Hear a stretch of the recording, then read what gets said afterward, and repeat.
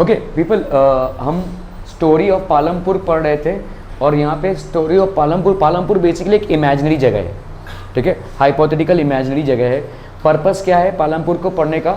Economic condition को समझने का, इकोनॉमिक्स को समझने का, कैसे लोग पैसा कमाते हैं, धंधा होता है वगैरह वगैरह, ठीक है। ओके ओके ओके, अरे यार, तो फार्मिंग इन पालमपुर आप देखोगे अगर लैंड है, लैंड इज फिक्स्ड, ठीक है। हमने कल 4 फैक्टर्स ऑफ प्रोडक्शन पढ़े, क्या क्या था? Land, labour, physical capital and human capital. Okay, physical capital में क्या आता है? फिक्स कैपिटल और वर्किंग कैपिटल। फिक्स कैपिटल मतलब जो आपका मशीनरी हो गया, टूल्स हो गए, उसमें आप बार बार बिल्डिंग्स हो गए, ये आपके फिक्स कैपिटल हैं, ठीक है। और वर्किंग कैपिटल मतलब जिससे आप फूड ग्रेन्स खरीद रहे हैं, ठीक है, सीड्स खरीद रहे हैं, ये सारी चीज़ें जो मतलब वर्किंग कैपिटल, तो these are basically working capital. Human capital क्या हो जाएगा? जो लैंड, लेबर और कैपिटल को मैनेज करे, ठीक है। लैंड, लेबर और कैपिटल को जो मैनेज करता है उसको हम बोलते हैं ह्यूमन कैपिटल, ठीक है।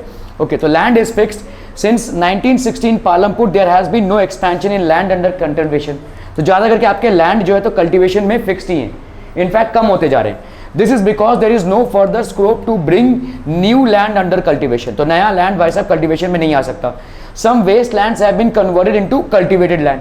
तो पहले कुछ बंजर जमीन थी जिन पे भाई साहब फर्टिलाइजर्स की मदद से या जो भी आपके पानी वगैरह के मदद से हमने इसको क्या बनाया है? कल्टिवेबल लैंड बनाया। तो land pretty much is fixed, ठीक है।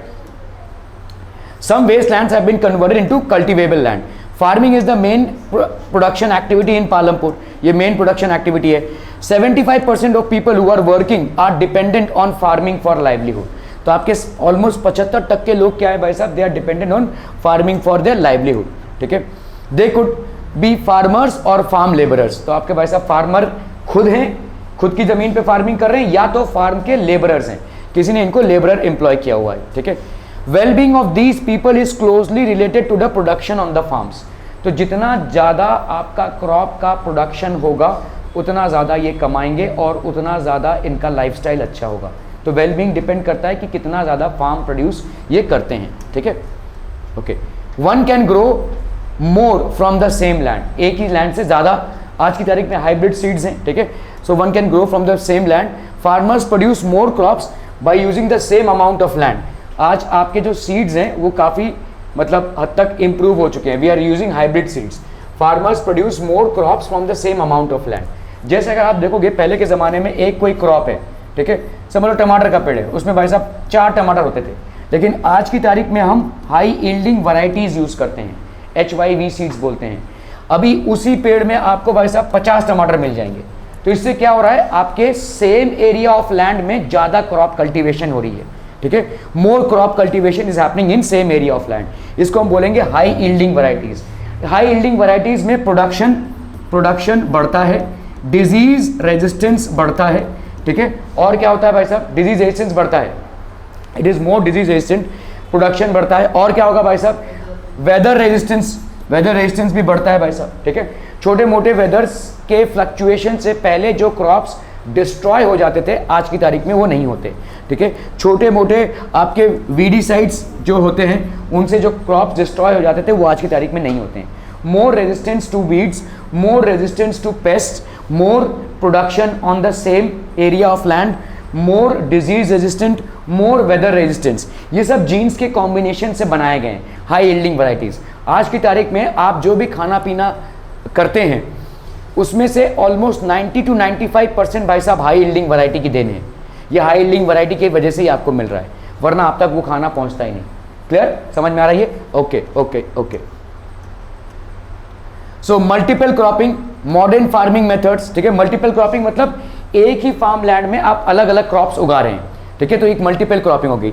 अगर किसी लक के चलते आपका एक क्रॉप बर्बाद हो गया तो कम से कम दूसरा क्रॉप तो है, ठीक है। Modern farming methods are there. Multiple cropping मतलब क्या हो जाएगा? Growing more than one crop on a piece of land during the year is known as multiple cropping. अगर आप देखोगे ये एक टाइप का क्रॉप हो गया, ये एक टाइप का क्रॉप हो गया, ये एक टाइप का क्रॉप हो गया, दिख रहा है आपको? बहुत सारे टाइप ऑफ क्रॉप्स दिख रहे हैं, ठीक है, on the same piece of land is known as multiple cropping. अलग अलग सोर्सेज ऑफ इनकम होंगे आपके लिए, ठीक है। This is known as multiple cropping. June to सितंबर हम क्या क्या कल्टीवेट कर सकते हैं? Jowar bajra is cultivated, jowar and bajra June to सितंबर में कल्टीवेट होता है, ठीक है, मल्टीपल क्रॉपिंग में। Jowar and bajra are used as cattle feed. भाई साहब कैटल हमारे लिए बहुत काम का है, क्योंकि कैटल से हमको सबसे बड़ा प्रोडक्ट मिलता है, वो है milk, which is one of the most nutritious product for vegetarian diets which is there in India. तो इंडिया में ज़्यादा करके लोग वेजिटेरियन हैं और इनके लिए एक बहुत बड़ा प्रोटीन सोर्स क्या है? मिल्क। इस मिल्क को बजाय रखने के लिए भाई साहब ये इनको अच्छे से खिलाना पड़ेगा, कैटल फीड इनकी अच्छी करनी पड़ेगी, ठीक है। अक्टूबर टू दिसंबर पोटैटोज आर कल्टीवेटेड, ठीक है। दिसंबर to March wheat is cultivated, ठीक है। Surplus wheat is sold in the market at Raiganj.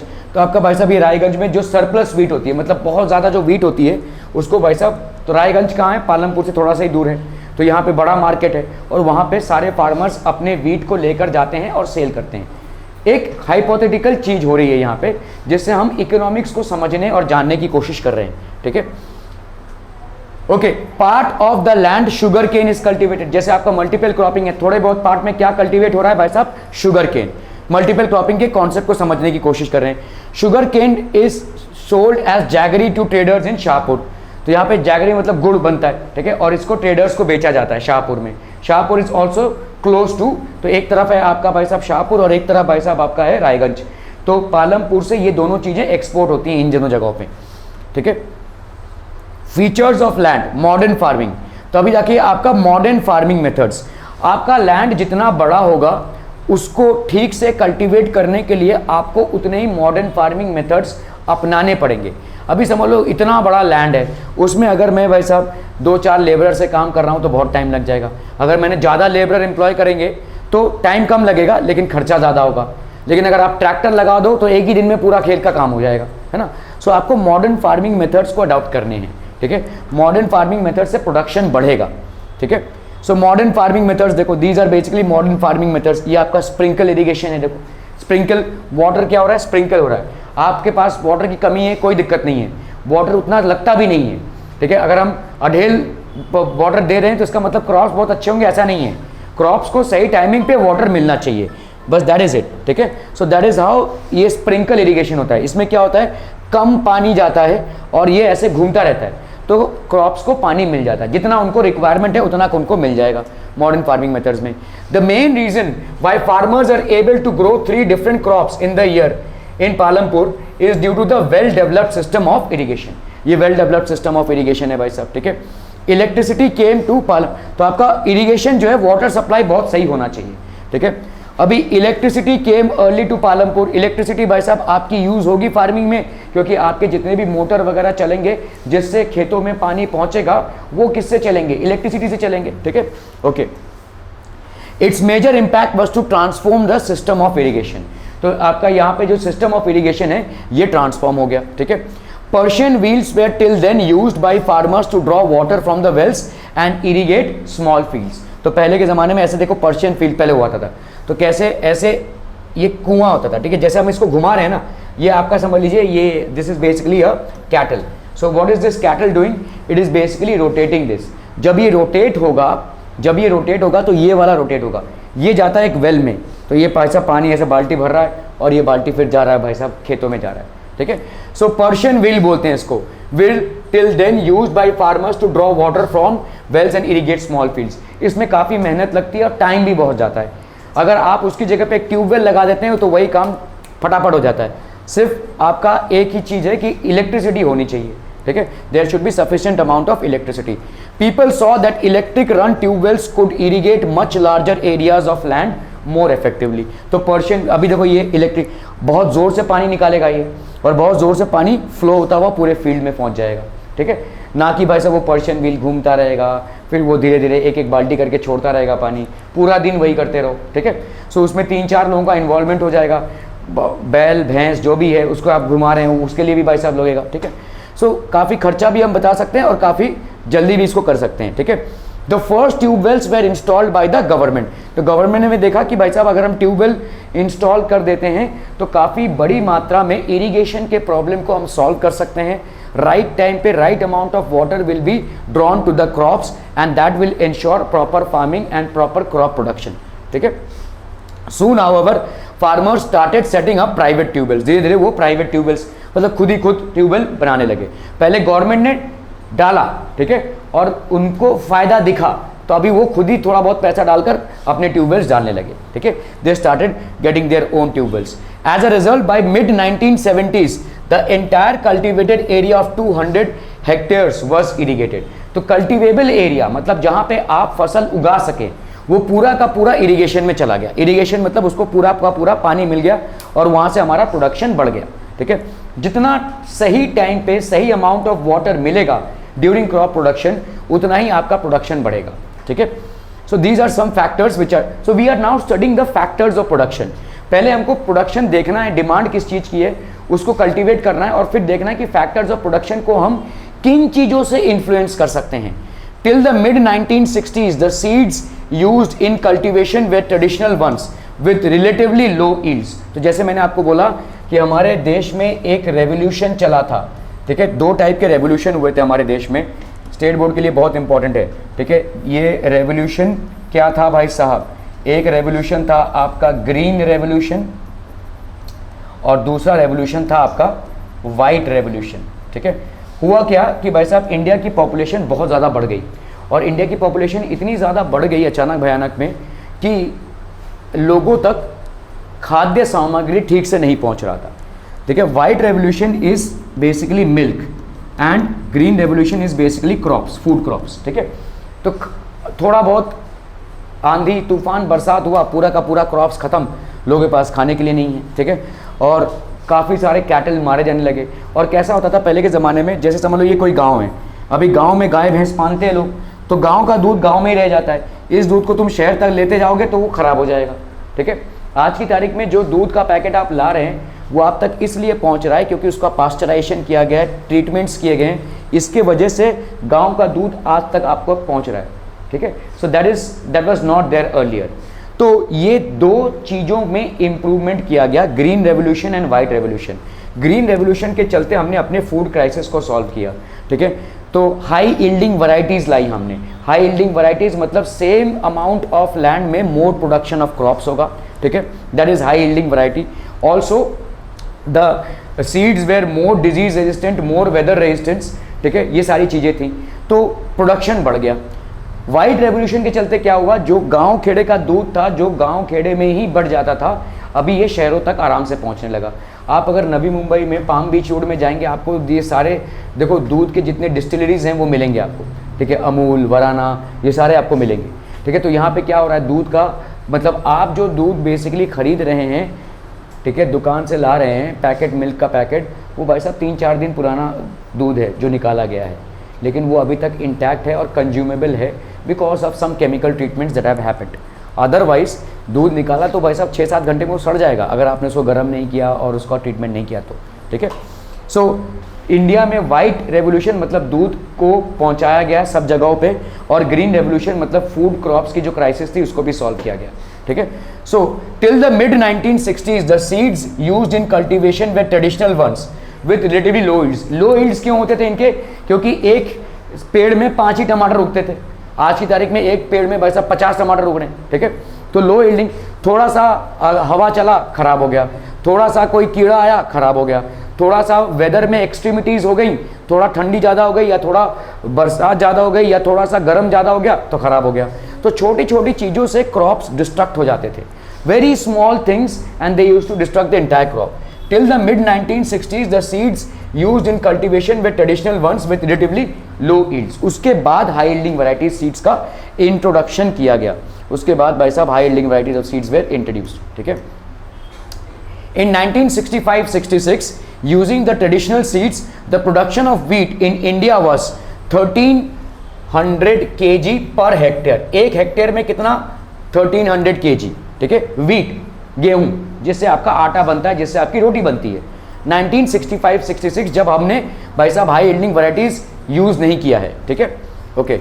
यही चीज traditional seeds needed less irrigation, तो इनको लेस इरिगेशन लगता था, ठीक है, ज़्यादा उसको पानी नहीं लगता था। Farmers use cow dung and other natural manure as fertilizers, तो गोबर का ही फर्टिलाइजर बनाकर यूज करते थे। All these were readily available with the farmers who didn't have to buy them, तो इनको भाई साहब कुछ परचेज नहीं करना पड़ता था, ये उनके पास रहता ही था इतना सब, ठीक है। लेकिन क्रॉप का प्रोडक्शन नहीं बढ़ा। 1970-71 में जब हमने high yielding variety seeds use किया 3200 kg पर हेक्टेयर बढ़ गया। तो कहाँ देख रहे हो कितना ज़्यादा आपका यील्ड बढ़ गया, ठीक है। तो आप देखो थोड़ा सा पीछे जाओ, this ways how much 1300 kg per hectare. तो 5 सालों में 1970s में आपका ये बढ़ के देखियो 3200 हो गया, ठीक है। 1970-71 जैसे ही हमने हाई यील्डिंग वैरायटी, तो कितना ज़्यादा इम्पैक्ट पड़ गया। 1 हेक्टेयर में आपका 3200 हो रहा है जहाँ पे सिर्फ 1300 होता था, ठीक है। ऑलमोस्ट 3 टाइम्स, ठीक है। सो यील्ड बहुत बढ़ गई भाई साहब, ठीक है। HYV मतलब high yielding variety, this is what people, high yielding, this is high yielding variety of seeds, ठीक है। High yielding variety of seeds produced a much greater amounts of grain on a single plant as compare to traditional seed plant. तो जैसे मैंने आपको बताया, एक टमाटर के पेड़ में पहले अगर 10 होते थे, तो अभी हाई यील्डिंग वाले टमाटर वाले सीड में 50 टमाटर हो रहे हैं। तो बहुत ज़्यादा, मतलब छोटे से एरिया में ही आपका आउटपुट डबल हो गया, क्योंकि अभी हमको दिख रहा है कि शहरीकरण हो रहा है। तो शहरीकरण अगर हो रहा है तो villages are getting converted into cities and towns. So obviously cultivated land बढ़ने तो नहीं वाला, उल्टा कम हो जाएगा। तो कम लैंड में ही हम ज़्यादा प्रोडक्शन कैसे करें, by using high yielding variety of seeds, ठीक है। So these were traditional seeds and look at this, ये ट्रेडिशनल सीड में देखो कितने प्लांट्स, कितने सीड्स हो रहे हैं, और यहाँ पे देखो हाई यील्डिंग वैरायटी सीड्स कितने ज़्यादा हो रहे हैं, ठीक है। उसी सेम पेड़ में थोड़े बहुत दाने दिख रहे हैं आपको, और उसी सेम पेड़ में आपको देखो ज़्यादा दाने दिख रहे हैं, ठीक है। So that is how by using high yielding variety of seeds the production almost became more than double. 1300 kg per hectare का डबल करोगे तो 2600 kg होता है, उससे भी ज्यादा 3200 kg पर हेक्टेयर हो गया 5 सालों में, ठीक है। In the late 1960s farmers in Palampur used the combination of the following to be rewarded with the green revolution, ठीक है। तो आपका भाई साहब green revolution was a revolution that was adopted to enhance crop production, ठीक है, okay. Modern farming methods भाई साहब आपका बढ़ गया, मॉडर्न फार्मिंग मेथड्स आगे, ट्रैक्टर वगैरह हो गया, कम लेबर लेकिन जल्दी काम होने वाला, ठीक है। फार्म मशीनरी आ गई भाई साहब, डीजल आ गया, थोड़ा सा खर्चा बढ़ा है, खर्चा बढ़ेगा लेकिन भाई साहब खर्चे के साथ साथ प्रोडक्शन भी बढ़ेगा। फर्टिलाइजर्स यूज किया हमने, ठीक है, फर्टिलाइजर्स यूज किया, देन वी यूज पेस्टिसाइड्स, ठीक है, to ensure that the crops are not, irrigation, सारी फैसिलिटीज भाई साहब बढ़ गई और काफी मैकेनाइज्ड फार्मिंग होने लगा। जो ह्यूमन लेबर से पहले पूरा होता था अभी मशीनरी से पूरा हो रहा है, ठीक है। सो काफी सारी चीजें बढ़ गई हैं भाई साहब। Irrigation, dams, canals and pump sets were set up, ठीक है, ताकि पानी की कमी को पूरा किया जा सके। सो ऑल दीज थिंग्स आपके बढ़ने लगे। What are the different ways of increasing production on the same piece of land. तो सेम पीस ऑफ लैंड, पहली बात तो भाई साहब आप different ways of increasing production on the same piece of land are multiple cropping. When more than one crop is grown on a piece of land during the year, it is known as multiple cropping. Use of modern farming methods. Modern farming methods also help to increase the yield per hectare. ठीक है। Farmers of Punjab, Haryana and Western Uttar Pradesh were the first to try modern farming methods in India. They have used farm machinery like tractors and threshers. जितना ज़्यादा आपका mechanised farming होगा उतना ज़्यादा आपका production होगा। The farmers have installed tube wells for irrigation and make use of high yielding variety of seeds, chemical fertilizers and pesticides in farming. ये सारी चीजें भाई साहब यूज होने लगी तो ऑब्वियसली आपका ग्रोथ हो जाएगा, ठीक है। Okay, that would be it from my and for today. Thank you so much for your valuable time.